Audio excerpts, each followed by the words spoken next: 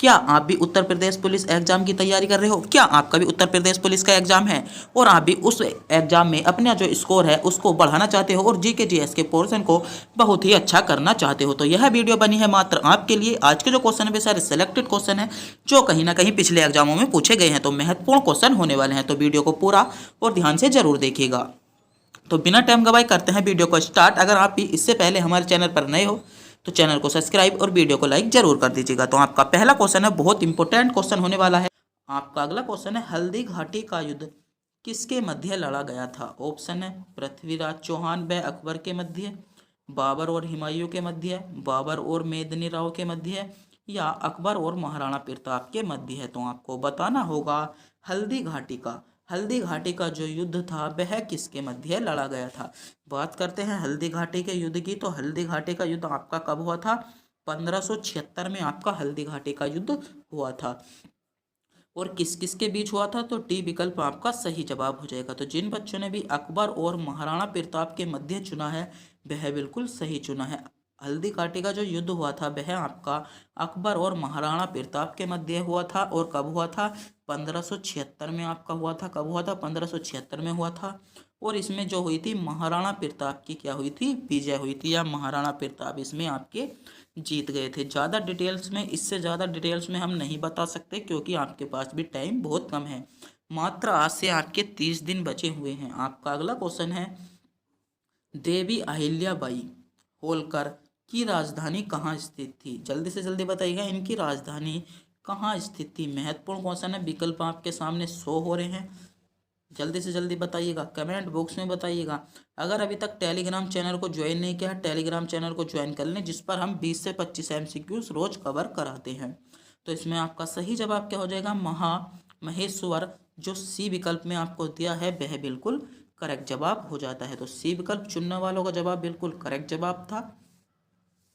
आपका अगला क्वेश्चन है, भारत में सबसे लंबी तट रेखा वाला राज्य है? भारत में सबसे लंबी तट रेखा वाला राज्य कौन सा है? ऑप्शन है केरल राज्य, बी पश्चिम बंगाल राज्य, गुजरात राज्य, या महाराष्ट्र राज्य। तो जल्दी से जल्दी बताइएगा, भारत में सबसे लंबी तट रेखा वाला राज्य कौन सा है? भारत में जो सबसे लंबी तट रेखा है वह किस राज्य की तो है? तो किस राज्य हो जाता है? गुजरात राज्य की आपकी भारत में सबसे लंबी तट रेखा है। गुजरात राज्य कहाँ पर है आपका? गुजरात राज्य आपका यहाँ पर है। फिर क्या आ जाता है? उसके बाद आ जाता है आपका महाराष्ट्र, महाराष्ट्र की सीमा लगती है। महाराष्ट्र के बाद क्या आ जाता है? कर्नाटक, कर्नाटक की सीमा लगती है। कर्नाटक के बाद आ जाता है आपका क्या? गोवा, गोवा की सीमा लगती है। गोवा के बाद आ जाता है आपका तमिलनाडु, तमिलनाडु की सीमा भी किससे लगती है? आपकी समुद्र तट से लगती है। और किसकी लगती है? उड़ीसा की लगती है, आंध्र प्रदेश की लगती है। और आपकी जो पांडुचेरी है, पांडुचेरी की सीमा भी आपकी क्या है? समुद्र स्थल से आपकी जुड़ी हुई है। बात करते हैं कि गुजरात, यहाँ पर गुजरात आपका यहाँ पर स्थित है। गुजरात की जो समुद्र से सबसे अधिक सीमा लगती है वह आपकी किसकी लगती है? गुजरात वाले राज्य की समुद्र सीमा सबसे अधिक लगती है। तो इस बात को भी आपको ध्यान में रखना होगा। आपका अगला क्वेश्चन है, राज्य की जौनसारी जनजाति के लिए लोग निम्नलिखित में से किसकी पूजा करते हैं? आपको बताना होगा। उत्तर प्रदेश की है, उत्तर प्रदेश राज्य की जौनसारी जो जनजाति है वे लोग निम्नलिखित में से किसकी पूजा करते हैं? ऑप्शन है महादेव की, दुर्गा की, इंद्रदेव की, या ब्रह्मा की। तो किसकी पूजा करते हैं? वे लोग आपकी दुर्गा की पूजा करते हैं। किसकी पूजा करते हैं? दुर्गा, यानी बी विकल्प आपका करेक्ट जवाब हो जाएगा। दुर्गा की पूजा आपके वे करते हैं। आपका अगला क्वेश्चन है, वोट देने का जो अधिकार है वह किस वर्ग से संबंधित है? ऑप्शन है वोट देने का अधिकार एक मानव अधिकार है, एक नागरिक अधिकार है, एक प्राकृतिक अधिकार है, या एक राजनीतिक अधिकार है। तो आपको बताना होगा वोट देने का अधिकार, जो हम वोट डालते हैं वो हमारा एक कैसा अधिकार है? तो जो देने का अधिकार है वह हमारा कैसा अधिकार है? वह हमारा एक राजनीतिक अधिकार है। वोट गिरने का अधिकार हमारा एक राजनीतिक अधिकार है। तो डी विकल्प आपका सही जवाब होगा। आपका अगला क्वेश्चन है, उत्तर प्रदेश राज्य में या यूपी में जो कर्मा नृत्य है किस जनजाति द्वारा बनाया जाता है। उत्तर प्रदेश में जो आपका कर्मा नृत्य है, और बहुत ही इंपॉर्टेंट क्वेश्चन है उत्तर प्रदेश पुलिस के लिए, बहुत इंपॉर्टेंट क्वेश्चन होने वाला है। कर्मा नृत्य किस जनजाति से संबंधित है, तो किस जनजाति से कम संबंधित हो जाता है। विकल्प आपके सामने है, बहुत इंपॉर्टेंट क्वेश्चन है और जल्दी से जल्दी बताइएगा। तो खरवार जनजाति यानी डी विकल्प आपका इसमें बिल्कुल करेक्ट जवाब होगा। आपका अगला क्वेश्चन है, निम्नलिखित में से किस त्योहार को विजय उत्सव के नाम पर मनाया जाता है। ऑप्शन है पुष्कर मेला को, कोणार्क नृत्य महोत्सव को, हम्पी महोत्सव को, या गंगा सागर मेला को। तो आपसे क्वेश्चन में पूछा गया था, बहुत इंपॉर्टेंट क्वेश्चन है कि किस त्योहार को विजय महोत्सव के नाम से बनाया जाता है। तो किस त्योहार को बनाया जाता है, इसमें आपका हो जाता है हम्पी महोत्सव। तो बात करते हैं, अगर इन विकल्पों के बारे में बात करते हैं तो पुष्कर मेला आपका कहाँ पर लगता है, तो पुष्कर मेला आपका कहाँ पर लगता है, पुष्कर मेला आपका लगता है अजमेर में। कहाँ पर, पुष्कर मेला आपका अजमेर में लगता है। तो बात करते हैं कोणार्क नृत्य महोत्सव की, तो कोणार्क नृत्य महोत्सव आपका कहाँ पर लगता है, तो कोणार्क नृत्य महोत्सव आपका उड़ीसा में लगता है। कहाँ पर, उड़ीसा में लगता है। बात करते हैं हम्पी महोत्सव की, तो हम्पी महोत्सव आपका कहाँ लगता है, पश्चिम बंगाल में। गंगा सागर मेला, तो गंगा सागर मेला आपका कहाँ पर लगता है, गंगा सागर मेला आपका कर्नाटक में लगता है। कहाँ पर लगता है, कर्नाटक इसका आपका सही जवाब हो जाए। आपका अगला क्वेश्चन है, दीन ए इलाही धर्म को किसने चलाया था। दीन ए इलाही जो धर्म था उसको किसने चलाया था। ऑप्शन है अकबर ने, बी बाबर ने, चंद्रगुप्त मौर्य ने, या जलालुद्दीन खिलजी ने। तो आपसे क्वेश्चन में पूछा गया था, दीन ए इलाही धर्म था वह किसने चलाया था। तो किसने चलाया था, अकबर में चलाया था। किसने चलाया था, अकबर ने चलाया था। तो यहाँ से आपसे क्वेश्चन में पूछा जा सकता है, अकबर के पिता कौन थे। तो ऐसे क्वेश्चन अधिकतर जो ना पढ़ते हैं, जो ना पढ़ने वाले बच्चे हैं, जो गांव में बुजुर्ग हैं, वे ही पूछ लेते हैं। तो इस क्वेश्चन की आपको याद रखनी होगी। एक ट्रिक हो जाती है जो हम हर बार बताते हैं, भाजसा। कौन सी, BHAJSA, भाजसा। वैसे बाबर, ऐसे हुमायूं, अकबर, जहांगीर, शाहजहां और औरंगजेब। तो औरंगजेब के पिता कौन थे, औरंगजेब के पिता थे आपके शाहजहां। शाहजहां के पिता कौन थे, जहांगीर। और जहांगीर के पिता कौन थे, अकबर।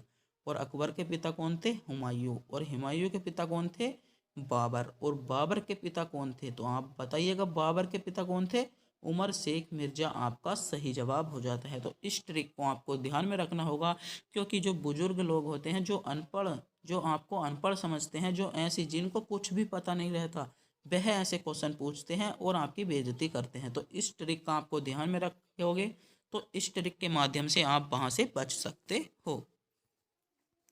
आपका अगला क्वेश्चन है, रास लीला किस राज्य का लोक नृत्य है। ऑप्शन है हिमाचल प्रदेश का, उत्तराखंड का, उत्तर प्रदेश का, या मध्य प्रदेश का। बहुत ज़्यादा क्वेश्चन पूछा जाता है, रास लीला किस राज्य का लोक नृत्य है। तो जल्दी से जल्दी बताइएगा, रास लीला किस राज्य का लोक नृत्य है। तो उत्तर प्रदेश राज्य का क्या है, लीला रास लीला क्या है, लोक नृत्य है। और नौटंकी एक बहुत ही ज़्यादा पूछा जाता है, नौटंकी कहाँ का लोक नृत्य है। तो नौटंकी कहाँ का है, तो नौटंकी भी आपका उत्तर प्रदेश का ही लोक नृत्य है। आपका अगला क्वेश्चन है, राष्ट्रपति सर्वोच्च न्यायालय से संबंधित, जो राष्ट्रपति सर्वोच्च न्यायालय से संविधान के किस अनुच्छेद के अंतर्गत परामर्श ले सकता है। बहुत ही इम्पोर्टेंट क्वेश्चन है। आपसे क्वेश्चन में पूछा गया है कि राष्ट्रपति आपका जो सर्वोच्च न्यायालय होता है उससे परामर्श लेता है, वह किस अनुच्छेद के तहत लेता है। आपके ऑप्शन है, ए अनुच्छेद 123, बी अनुच्छेद 552, 352, या 312, या अनुच्छेद 143। तो आपसे क्वेश्चन में पूछा गया था, राष्ट्रपति सर्वोच्च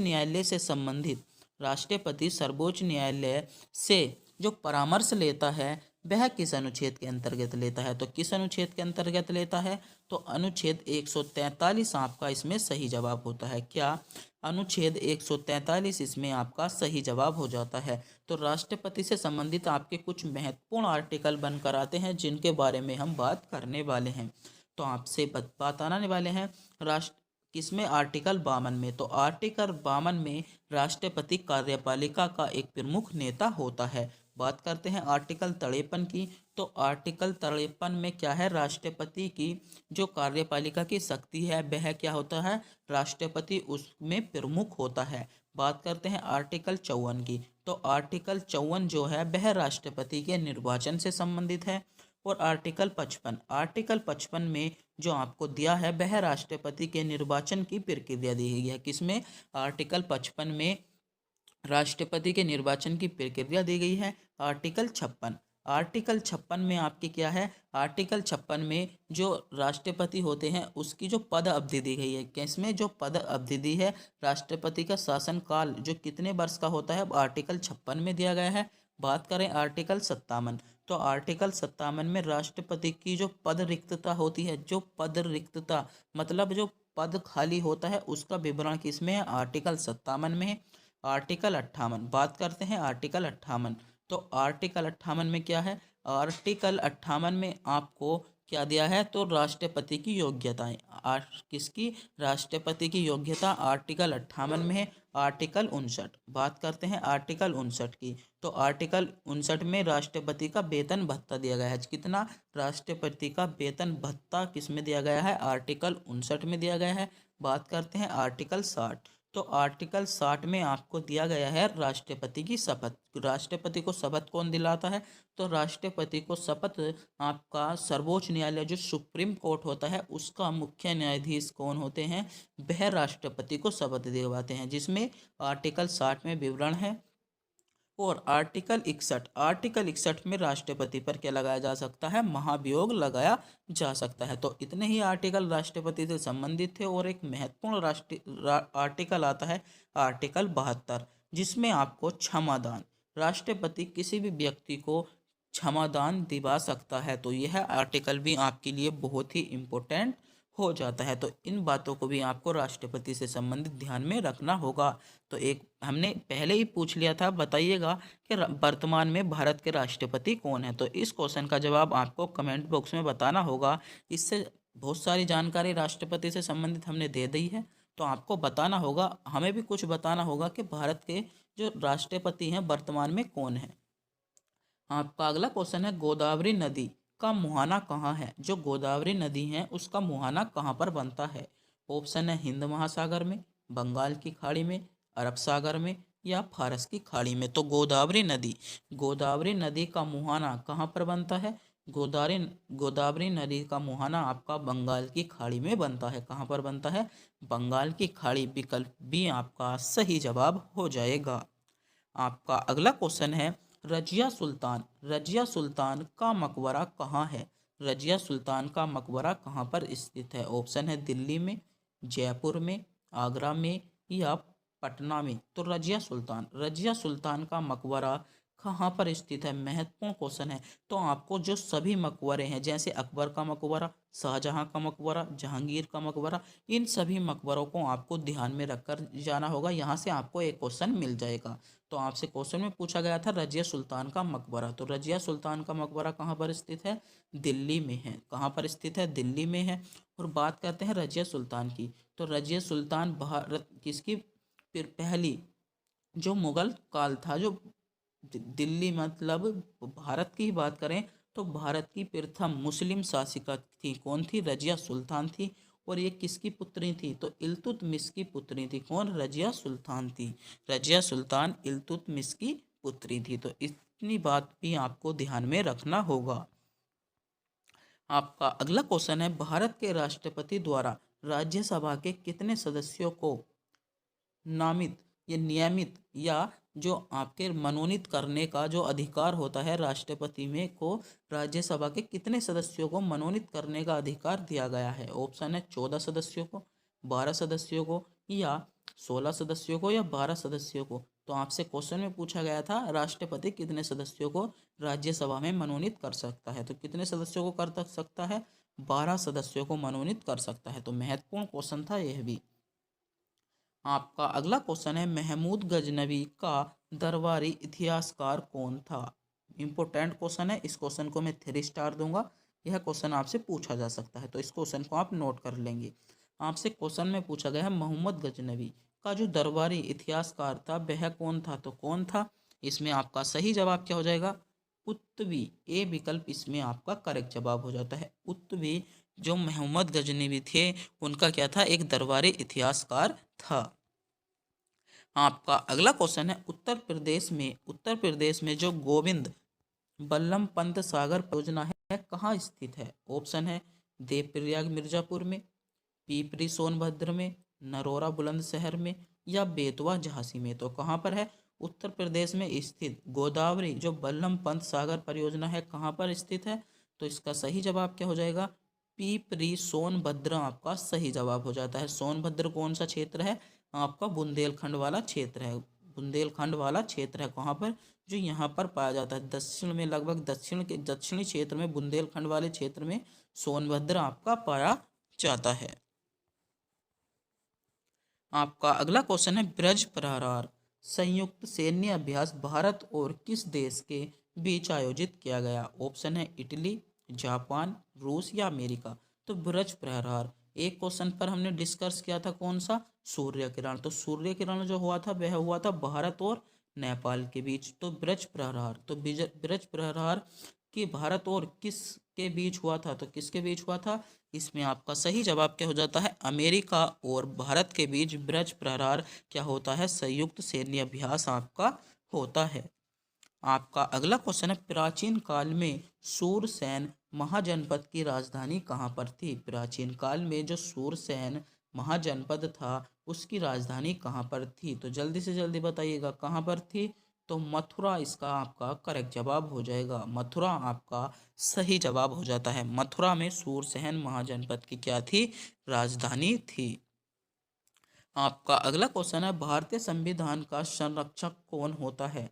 भारतीय संविधान का संरक्षक कौन होता है। ऑप्शन है भारत का राष्ट्रपति, भारत के मुख्य न्यायाधीश, भारत के प्रधानमंत्री या राज्यसभा के सभापति।